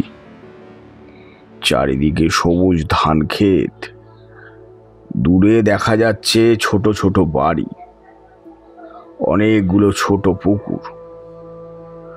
সরু পায়ে হাঁটা পথ গ্রামের দিকে চলে গেছে। আমাদের দেশের আর 5টা গ্রামের সঙ্গে এই গ্রামের কোনো তফাৎ নেই। ভালো লাগছিল চারিদিকে সবুজের সমারোহ দেখে। সামনে একটা পুকুরে নেমে হাত মুখ ধুয়ে নিলাম, কিন্তু বুঝতে পারছিলাম না এখানে আমি কি করে এলাম। কাল রাতে কি ঘটেছে কিছুই ভালো করে মনে পড়ছিল না। শুধু একটা ভয়ানক কিছু ঘটেছিল তাই মনে হচ্ছিল। সেই ভয়ানক কিছুর পর এই দূরে দূরে পাহাড় আর তার মাঝখানে গ্রামের শান্ত রূপটা দেখে মনে যেন একটা প্রশান্তি অনুভব করছিলাম। কিন্তু তখন বুঝতে পারিনি সবই মায়া। এক মায়া রাজ্যে এসে পড়েছি আমি। মায়া। আমি আর কিশোরী এতক্ষণে কথা বলার মতো অবকাশ পেলাম। এতক্ষণ যেন মন্ত্রমুগ্ধের মতো শুনছিলাম। সত্যি কি ভয়ানক সব ঘটনা। ঠাকুরমশাই ঠিকই বলেছিলেন, কামাখ্যা সম্পর্কে আমাদের যা ধারণা তার থেকে অনেক বেশি ভয়ানক ঘটনা এর সাথে জড়িয়ে আছে। ঠাকুরমশাই একটা সিগারেট ধরিয়ে বললেন, হ্যাঁ মায়া, তবে তোমরা অবশ্য বিশ্বাস করবে কিনা জানি না। এই রে, আমরা প্রমাদ গুনলাম। আমাদের অবিশ্বাসের জন্য এমন এক লোমহর্ষক গল্প মাঝপথে থেমে গেলে আমাদেরই লোকসান। মুড়ি তেলে ভাজা অনেকক্ষণ আগেই শেষ হয়ে গিয়েছিল, আর একটু চা পেলে মন্দ হতো না। বলতে বলতে বোধহয় ঠাকুরমশাইয়ের গলাও শুকিয়ে গিয়েছিল। তিনি চুপচাপ সিগারেট টানছিলেন। এমন সময় চারিমা 3 কাপ চা নিয়ে ভেতরে ঢুকে এলো। আমরা খুশি হয়ে উঠলাম। কিশোরী বলল, বাহ, চারিমা দেখছি মনের কথা জানতে পারে। অনেকক্ষণ ধরে চা চা করছিল। আহা হা। চারিমা চায়ের কাপগুলো যখন আমাদের সামনে রাখছিল তখন আমি বললাম, জ্যোতিষীর মেয়ে কি না, মনের কথা ঠিক পড়তে পারে। বাইরে জোরে বৃষ্টি নেমেছে, এর মধ্যে কাকাবাবুদের যে আবার চা তেষ্টা পেয়ে যাবে তা আমি জানি। হ্যাঁ, কাকাবাবুদের এই মনের কথাটা আমি পড়তে পারি। এর জন্য জ্যোতিষীর মেয়ে হওয়ার দরকার পড়ে না। চাঁড়ি চলে গেল। আমরা চুপচাপ চায়ে চুমুক দিচ্ছিলাম, কিন্তু গল্পের বাকিটা শোনার জন্য মনটা উসখুস করছিল। গল্পের খেই ধরিয়ে দেওয়ার জন্য আমি বললাম, হ্যাঁ, কামাখ্যা সম্পর্কে আমিও শুনেছি। ওখানকার লোকেরা নাকি ওই জাদু টোনা করতে ওস্তাদ, ওই ইংরেজিতে যাকে বলে ওই ব্ল্যাক ম্যাজিক। চায়ের পর আবার একটা সিগারেট ধরিয়েছিলেন ঠাকুরমশাই। সিগারেটটায় শেষ টান দিয়ে তারানাথ বলল, ব্ল্যাক ম্যাজিকের চেয়েও ভয়ঙ্কর কালো জাদু আর ডাকিনী বিদ্যা, এই দুয়ের সংমিশ্রণে তৈরি হয় যে মায়া, তাতে মানুষের রূপ পর্যন্ত পাল্টে দেওয়া যায়। তাই? কি সাংঘাতিক! আপনি দেখেছিলেন এমন ঘটনা? আমি কিশোরীকে থামিয়ে বললাম, না না না, এইভাবে নয় ঠাকুরমশাই, যেখানে শেষ করেছিলেন সেখান থেকে শুরু করুন। কি যেন একটা বলছিলেন, একটা গ্রামের কথা, যেটা নাকি মায়া রাজ্য। হ্যাঁ, এখনো আমার স্পষ্ট মনে আছে। গ্রামটা যেন ছিল ছবির মতো সুন্দর। ভাবলাম একটু ঘুরে দেখি। একটু এগিয়ে গিয়ে বাড়ি ঘর যেখানে আছে সেই রাস্তায় ঢুকলাম, কিন্তু একটু হেঁটে যেতে আশ্চর্য লাগলো যে রাস্তায় কোনো লোকজন নেই। আরো এগোলাম, দেখলাম মাঠে কারা যেন কাজ করছে। দেখি সব মহিলা। তারা আমাকে দেখে হাসতে শুরু করলো। আমার একটু কেমন লাগলো। ছোট গ্রাম, একদম শেষ অবধি চলে গেলাম। দেখি একটা পুকুরে কতগুলি মহিলা বাসন মাজছে। তারাও আমাকে দেখে হেসে উঠল। আমার অদ্ভুত লাগছিল। পুরুষ শূন্য গ্রাম কেন? একটা বাড়ির দালানে কতগুলো শিশুকে দেখলাম। তারাও সবাই বালিকা। আর একটা জিনিস দেখে অবাক হলাম। প্রতিটি ঘরে কালো রং দিয়ে কি সব অদ্ভুত চিহ্ন আঁকা রয়েছে। গ্রামে কোনো ঘরে কোনো তুলসী গাছ নেই। বেশিরভাগ বাড়ির সামনে একটা কালো বিড়াল শুয়ে রয়েছে। মনে পড়ে গেল, হ্যাঁ, কাল রাত্রে একটা কালো বিড়ালের পিছু পিছু আমি এই গ্রামে চলে এসেছি। গ্রামের শেষ বাড়িটার পর একটা মাঠ শুরু হয়েছে। মাঠে কতগুলো ছাগল ভেড়া ঘুরে বেড়াচ্ছে। আমি সেদিকে তাকাতেই সেগুলো যেন সমস্বরে ডেকে উঠল। এর মধ্যে একটা ভেড়া আমার দিকে ছুটে এসে আমার পায়ে মাথা ঘষতে লাগলো। ফিরবো কিনা ভাবছি, এমন সময় শেষ বাড়িটা থেকে একটি মেয়ে বেরিয়ে এসে আমাকে বলল, কি দেখছো? এসো, বসো এখানে। তুমি আমাদের অতিথি, একটু জল টল খাও। একেবারেই খুব সাধারণ চেহারা বধূটির, যেন একজন গৃহস্থ ঘরের বধূ অতিথি আপ্যায়ন করছে। কোনো সন্দেহের কোনো অবকাশ নেই। বধূটি ঘর থেকে মাটির সরায় করে ফল আর মাটির গ্লাসে একটু দুধ নিয়ে এলো। আমি একটু অস্বস্তি লাগলেও খেয়ে নিলাম, কারণ কদিন ধরেই খাওয়া দাওয়াটা ঠিক জুটছিল না। শরীর ও মনের উপর খুব চাপ যাচ্ছিল।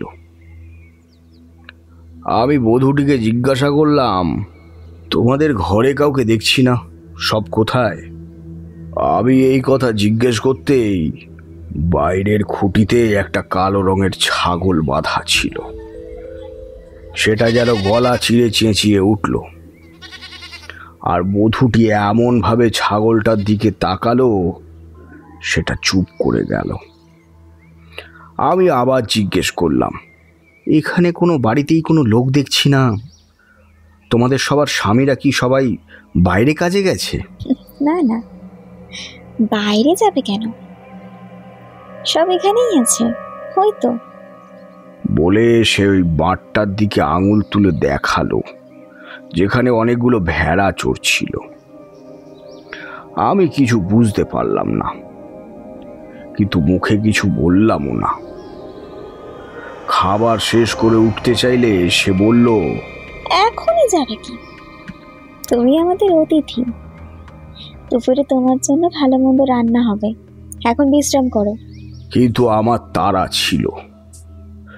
যে উদ্দেশ্যে আমি কামাখ্যা এসেছি তাই তো এখনো হলো না। অম্বুবাচী শেষ হয়ে গেল, আমার কাজের কাজ কিছুই হলো না, কিন্তু বউটা দুধের সাথে কি মিশিয়ে দিয়েছিল কে জানে। আমি ঘুমের হুলে পড়লাম। শুধু ঘুমের আগে ওই ছাগলটার করুণ স্বর আমার কানে আসছিল।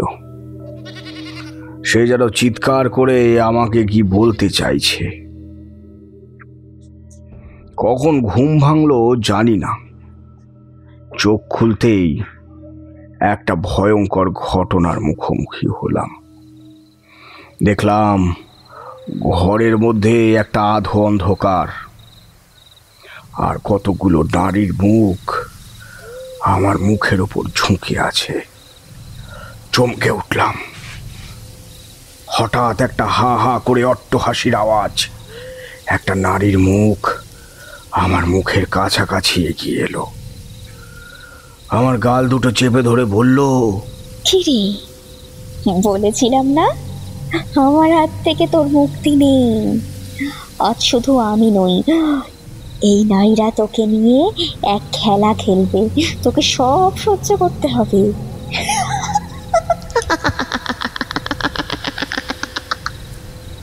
আধো অন্ধকারে ছায়া ছায়া কারা যেন ঘুরে বেড়াচ্ছে। কেউ আমার হাত ধরে টানছে, কেউ আমার পা ধরে টানছে, চুল ধরে টানছে। আর কি বৃষ্টি আওয়াজ, আর কি বৃষ্টি হাসির আওয়াজ। সেই নারী এসে আবার বলল,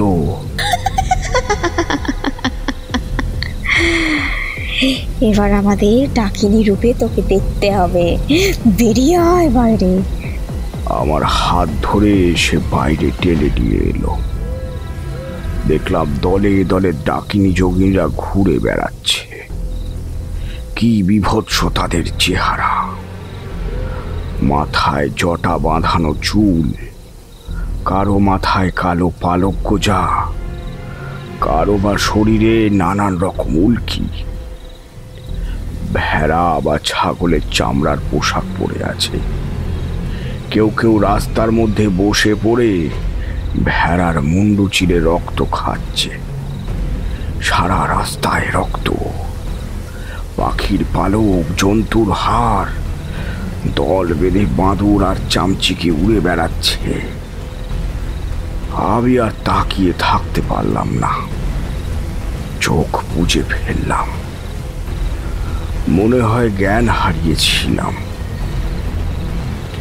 কিছুক্ষণ পর চোখ খুলে দেখলাম একটি সুন্দর দেখতে ঘরোয়া মেয়ে আমার মাথার কাছে বসে আছে।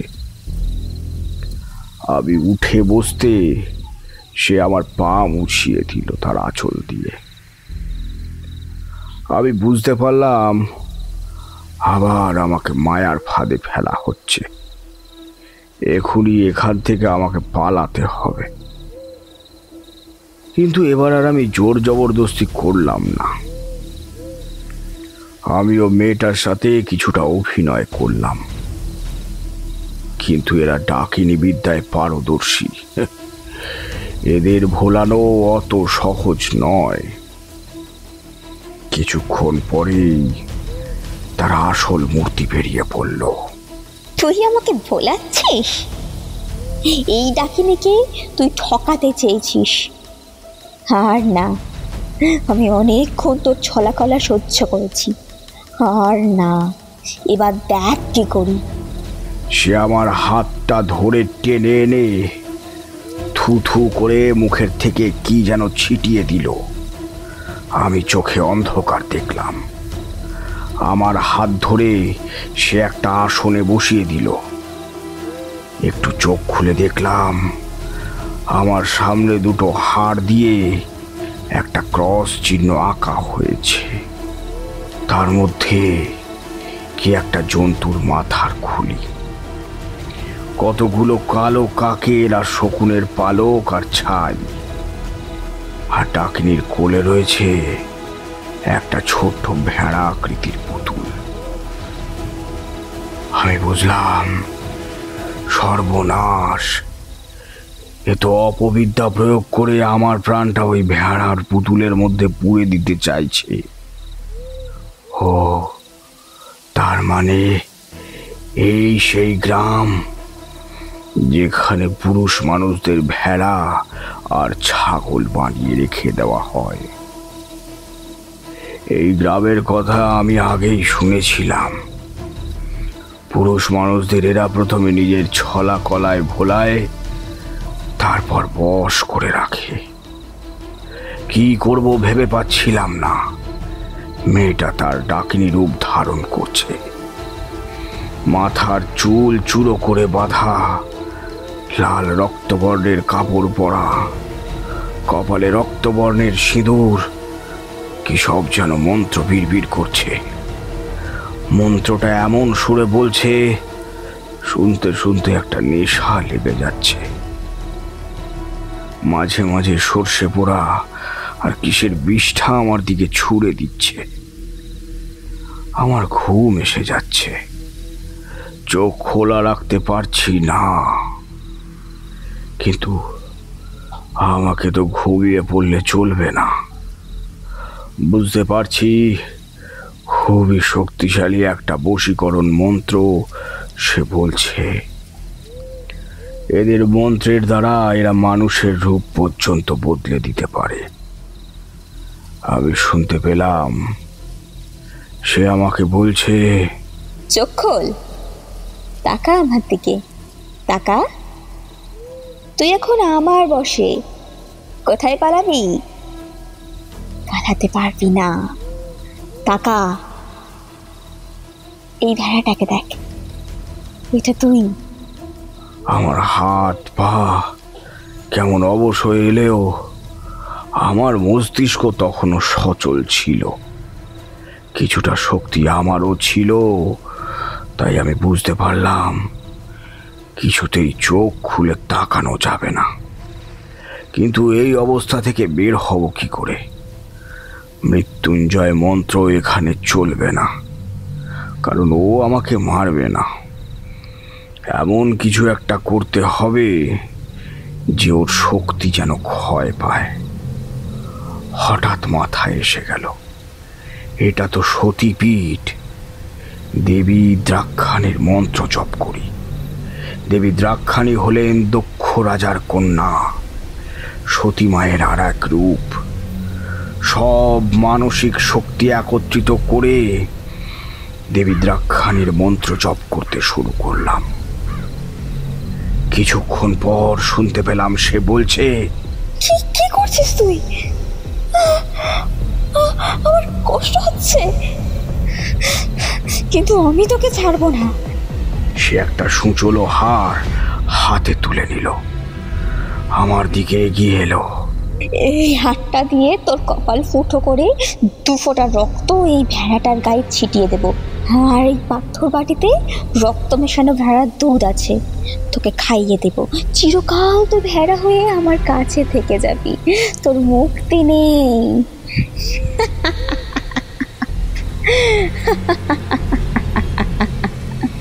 পিশাচি চিৎকার করে উঠল, কিন্তু আমিও এক মনে দেবী মন্ত্র জপ করে চলেছি।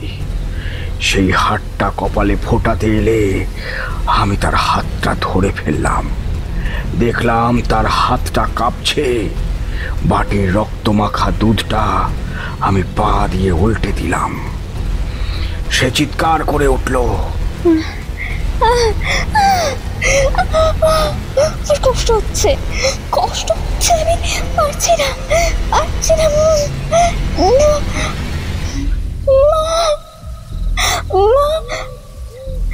তুই মাকে ডাকছিস আর মা আমাকে ফিরে যেতে বলছে। মা আমার সব শক্তি হরণ করে নিচ্ছে, খুব কষ্ট হচ্ছে।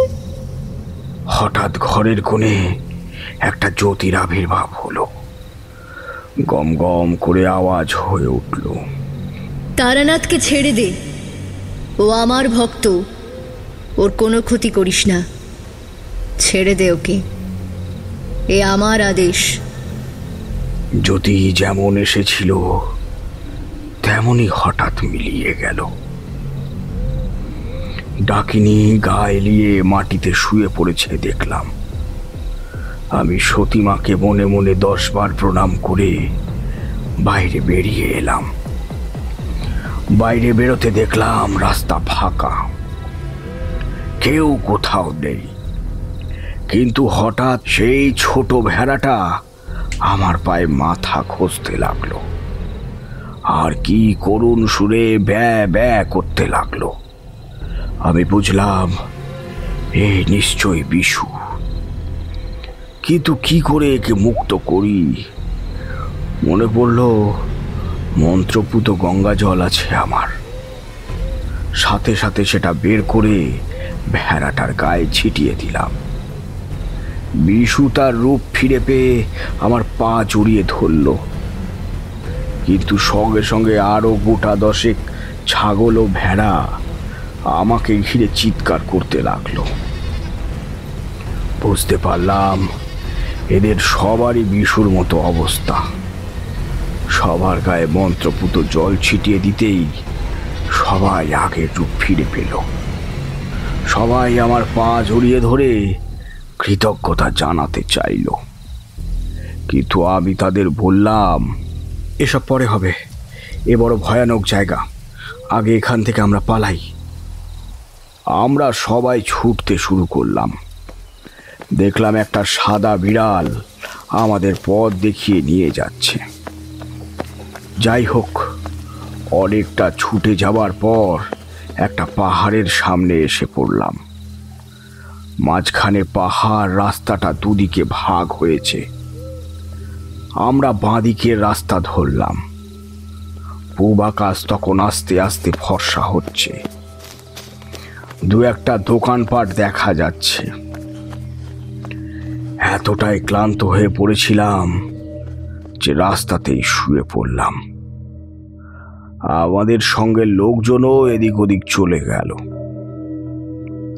অনেক সকাল হয়ে গেলেও উঠতে পারছিলাম না। বিশুরও এক অবস্থা, মনে হচ্ছে প্রবল জ্বরে পড়েছি, গা হাত পা নাড়াতে পারছি না। প্রায় 3 দিন পরে নিজেকে আবিষ্কার করলাম হাসপাতালে, আমার পাশের বেডে বিশু। কিন্তু তখনও শরীর খুবই অসুস্থ, উঠে দাঁড়ানোর ক্ষমতা নেই।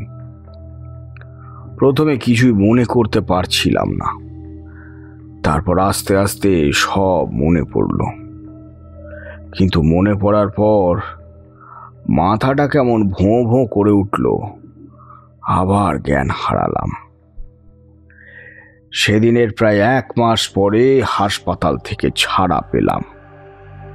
লোকজনকে জিজ্ঞেস করে বুঝতে পারলাম আমরা কামাখ্যা মন্দির থেকে বিপরীত দিকে চলে এসেছি, আর অম্বুবাচীর উৎসবও শেষ হয়ে গেছে। মনটা খারাপ হয়ে গেল। এত দূরে এসেও কামাখ্যা মাকে দর্শন হলো না। সব থেকে বড় কথা, যে সাধনার উদ্দেশ্য নিয়ে এখানে আসতে চেয়েছিলাম তাও হলো না। অম্বুবাচীর পর মায়ের যে রক্তবস্ত্র বিতরণ করা হয় তাও সংগ্রহ করা হলো না। সন্তানহারা মায়েদের জন্য যে কবচ তৈরি করতে চাইছিলাম আমি, তাতে ওই রক্তবস্ত্র দরকার ছিল।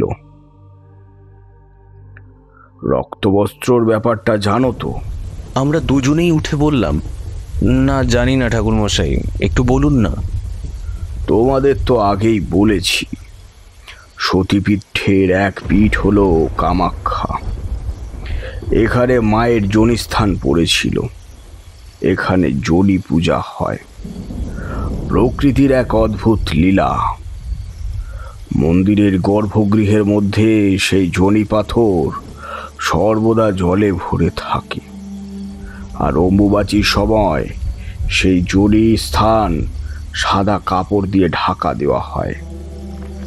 দেখা যায় ওই কাপড় লাল হয়ে গেছে। ওই কাপড় টুকরো করে বিতরণ করা হয়। আমার দুর্ভাগ্য যে কিছুই করার সুযোগ হলো না। আরো বিপদে পড়লাম বিশুকে নিয়ে। সে আর এক মুহূর্তে এই ভয়ানক স্থানে থাকতে চাইছিল না। তার ধারণা হয়েছে সমগ্র আসাম প্রদেশই এক ভয়ানক স্থান। ডাকিনী যোগিনীরা এখানে রাস্তায় রাস্তায় ঘুরে বেড়াচ্ছে। সুতরাং যত তাড়াতাড়ি সম্ভব এই স্থান ত্যাগ করা দরকার। আমিও ভাবলাম, এত যখন বাধা পড়ছে তাহলে এখন সাধনা সিদ্ধ হওয়ার নয়, ভবিষ্যতে যদি আবার মা কামাখ্যা ডাকেন তখন দেখা যাবে। এইভাবেই কামাখ্যার পথে গিয়েও আমার তন্ত্র সাধনা হলো না। জীবন ধারণের তাগিদে এক সাধারণ জ্যোতিষী রয়ে গেলাম। পরের দিন আমরা রওনা দিলাম। তারপর তোমরা তো জানো, আমার কি আর ঘরে মন টেকে, আবার শ্মশানে শ্মশানে ঘোরা। তারপরে একদিন মধুসুন্দরী দেবীর দেখা পাওয়া, আর সেই গল্প তো তোমরা জানো। এই বলে ঠাকুর মশাই থামলেন। এতক্ষণ যেন একটা ঘোরের মধ্যে ছিলাম। তারানাথ থামতেই টের পেলাম বৃষ্টি ধরে এসেছে। এবার বাড়ির দিকে রওনা দেওয়া দরকার। কিন্তু মনের মধ্যে একটা বিশ্বাস অবিশ্বাসের দোলাচল থেকে গেল। সত্যি কি মানুষের রূপ বদলে মানুষকে ভেড়া ছাগলে পরিণত করা যায়? কে জানে।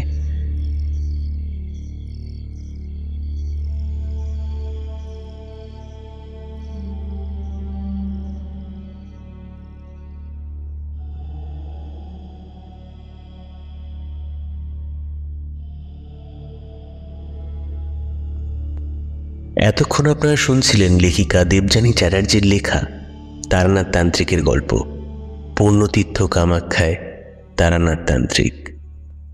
আজ গল্প পাঠে ছিলাম আমি ঈশান, তারানাথ তান্ত্রিকের চরিত্রে শুভদীপ ঘোষ, অন্যান্য চরিত্রে শুভম, ইন্দ্রজিৎ, শুভায়ন, সুপ্রভাত, অনুসুয়া ও অধ্যায় শাহ। শব্দ সংযোজন মেঘা দাস ও আবহে শুভজিৎ। প্রচ্ছদ অলঙ্করণে আমি ঈশান। আশা করি আমাদের গল্পটি আপনাদের ভালো লেগেছে। এমন আরও বিভিন্ন স্বাদের গল্প শুনতে সঙ্গে থাকুন রহস্যের অন্ধকারে ইউটিউব চ্যানেলের। ধন্যবাদ। শুভরাত্রি।